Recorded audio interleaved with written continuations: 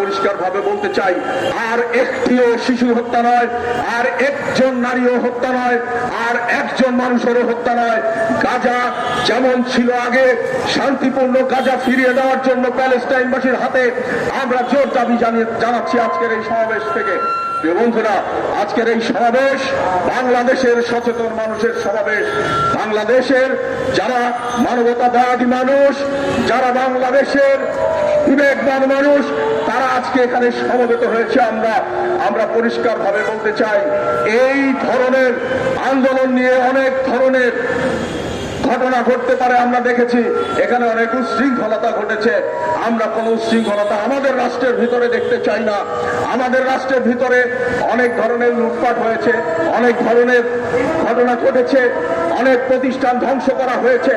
সেই জায়গায় সরকার দু একজনকে গ্রেফতার করেছেন।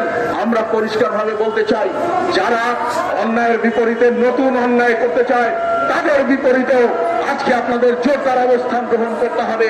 এবং সেই জন্য কোন রকম অনাচার, কোন রকম অন্যায়, কোন রকম সহিংস ঘটনা যেন আমাদের এই প্রিয় মাতৃভূমি বাংলাদেশে না ঘটে, সেদিকেও আপনাদের লক্ষ্য করার যে দায়, সেই দায় থেকে আর দায় আপনারা এড়াতে পারেন না।